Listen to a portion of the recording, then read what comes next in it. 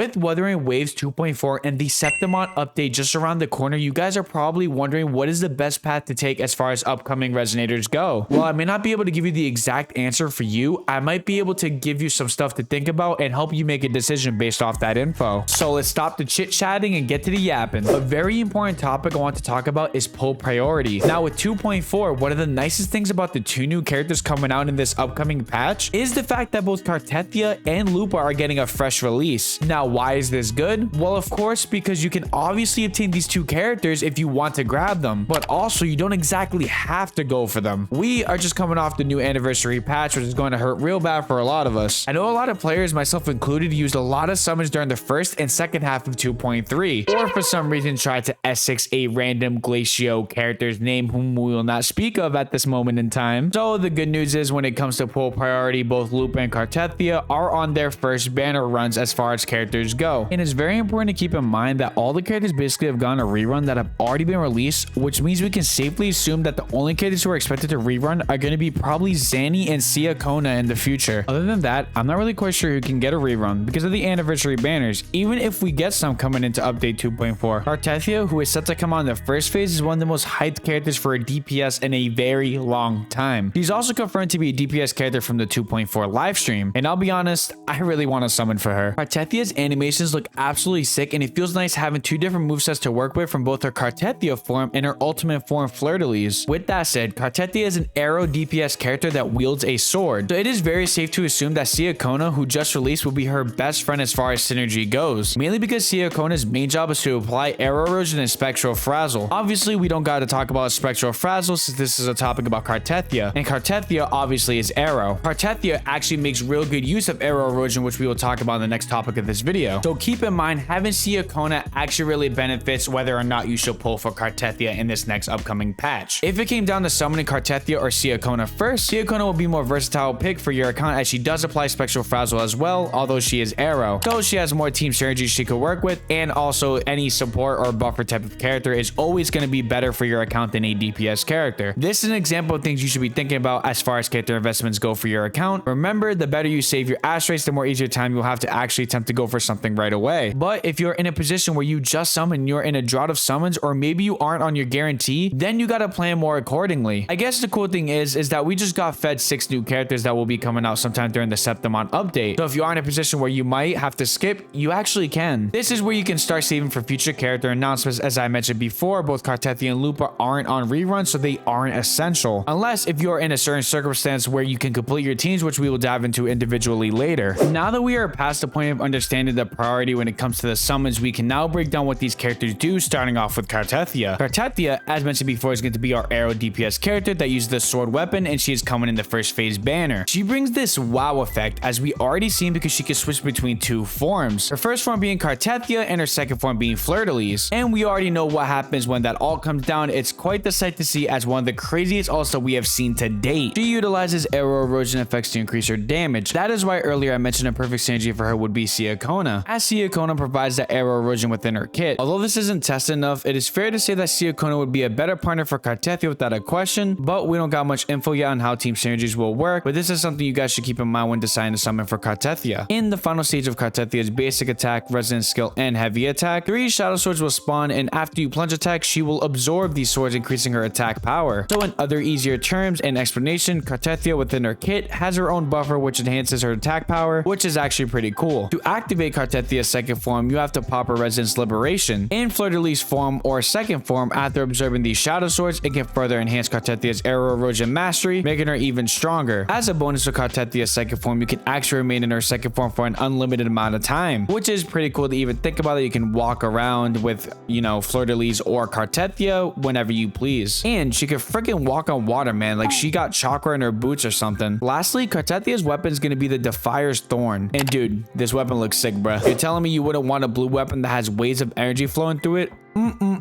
Chef's kiss. We do not know much about the weapon yet, but what I do know is that it is aesthetically pleasing. Overall, Cartethiya is actually a very good starter limited time DPS character, especially if you are just starting out and you are looking for a cracked, very fun and cool character. She has 2 forms, which has 2 sets of attacks and has her own buffer within her kit. Within these 2 forms, you can stay as Cartethiya or Fleur-de-Lis indefinitely, making it very cool so she could be able to open world exploits either or, as I mentioned before. As for the weapon, we do not know much about it, but the weapon looks sick as hell. No questions about that. If you are in need of a DPS character, she is definitely a good and solid option. As far as how well she will work as for players who are not planning to get Siakona, I feel there is potential with Era Rover, but only time will tell. And again, remember to always keep in mind that this is her first release, so she will get a rerun down the line if you want to play it safe, but in my honest opinion, I don't think she's a bad pulling option at all. If I was starting out and I needed a really good DPS character, I would be summoning for Cartethiya. Heck, I might even summon for her even though I don't plan on getting Siakona at the moment. Now let's talk about the app browser Firefox. I'm just kidding. Let's talk about Lupa. Lupa, a character who we absolutely know nothing about. She will be releasing the second half of update 2.4. In my mind, does she look absolutely amazing design-wise. From the moment of seeing her splash art, I was like, damn, she looks really cool. But seeing her in the cinematics during the 2.4 live stream, she definitely caught my eye. But aesthetics is one thing. Let's talk about her as a summoning option in the upcoming patch. Lupa is a fusion character who wields the broad blade as a weapon, or a big flagpole, or both. This thing is freaking massive, bruh. Lupa has a pretty interesting kit that even allows her to punish her enemies in mid-air. When using her resonance skill, Lupa will jump into the air. When this is activated, she can use the enhanced resonance skill to attack her enemies while in mid-air, as I just mentioned before. This resonance skill will build her forte gauge called Wolf Flame. You accumulate Wolf Flame to perform extra enhanced heavy attacks or mid-air attacks to obtain the next stage called Wolf Faith. Then Lupa will be able to cast Dance with the Wolf Climax. After this is casted, if you switch to another member on your team, Lupa will remain on the field and wait for an opportunity to strike. When another member on the team uses their Resonance Liberation, Lupa will do follow-up attacks and coordinate with the main on-fielder to get extra hits in, which essentially means Lupa is kind of our first look at a Wuthering Waves follow-up character, or follow-up damage dealer. And the crazy thing is, that's not all. When Lupa casts her Resonance Liberation, she will obtain Wolf Flame at a faster rate. And on top of that, what makes her Resonance Liberation so special is the extra support benefits that come with it. It also grants her teammates with the Wolf's protection, and she deploys a Flaming Halo to increase overall team's damage, making her a pretty good fit for a hybrid support role. And if for some reason, if you are staggered from a hitstone or an airborne state, Lupa's Resonance Liberation helps you recover from it, adding onto that support role that we just mentioned, which would be a perfect fit for Lupa as a character on your team. Then lastly, we got Lupa's weapon called the Wildfire Mark, which looks absolutely amazing. I mean, just look at the weapon. This is one of those weapons that you can really see the difference whether you have it or not, and it kind of feels bad, man, if you don't get it. It looks like it has scales running down the side being annihilated by flames of fire. Truly a well-designed weapon all around. Lupa's kit kind of reminds me of how Havoc Rover has their sword, then within the kit has a scythe. Same thing is kind of going on with Lupa's Broadblade and Flagpole Spear. I can see Lupa being a versatile character that can be worked around more than just fusion teams, although she is fusion. Given the fact that she has an attack buffs and a support part of her kit, that helps the player with combat, and that is not specified by team or element. Based off the information we are given so far, it would obviously make sense that they wouldn't release Cartethiya, who is a hardcore DPS character, then back-to-back release another DPS. So based off this kit, as I mentioned before, Lupa must either be a hybrid or second slot role, or a support or third slot role. And for real, Courier Games is not making this easy choosing between Cartethiya and Lupa design-wise and kit-wise, as they're both very strong options. I won't even lie to you, I personally want both characters. Wuthering Waves is really not making this choice easy, especially with the drip marketing of the upcoming characters coming soon in the Septimont update. I would honestly say if you are really trying to build a strong arrow team and build around arrow erosion, Cartethiya, who is set up to be a really strong DPS unit, will be a good starter DPS character, and low-key kind of a must-have if you decide to commit to Siakona and you don't have characters to build around her. If you have really good 5-star units already to fill that DPS role and you are trying to save your Astrays, then I would say it is probably worth thinking about playing it safe and skipping here. I'm obviously talking about Cartethiya, but you could also think about Lupa if you're in this situation. And if you're looking for a really strong DPS character that's going to do probably really big numbers when built and utilized correctly, Cartethiya is going to be a really good character for you. On the flip side, I would say Lupa in the patch of 2.4 is going to be the more safe option. If we compare the kits, Lupa is going to be a more versatile character, and she's going to be a horizontal investment type of character who will be more often used in multiple teams than an element specific team like Cartethiya. In other words, Cartethiya being more of a vertical investment on your account. Lupa provides support benefits to future team compositions, providing QOL or quality of life for combat and follow-up attacks, even though Cartethiya can literally walk on water and walk around the world in 2 forms, which is, I know, pretty cool. But like I said before, aesthetics is one thing and how the character does and what's better for you and your account is another. For me personally, Lupa would be a better pick for me considering all the DPS characters I already got. Me pushing for Cartethiya would be getting getting too greedy when I could just make my whole account better by getting Lupa or just skipping altogether to save my summons, because realistically I should be building my characters and practicing rotations, and I saw that Chisa is a thing. Well guys, those are my thoughts and breakdown on Cartethiya and Lupa and the Septimon update and future characters coming out. If you enjoyed the video, smash that subscribe button, like, comment your thoughts, and join the community Discord. And if you want to see more content by me, there should be some recommended videos up above or down below wherever I put them, so make sure you guys go check those out. Thanks for watching.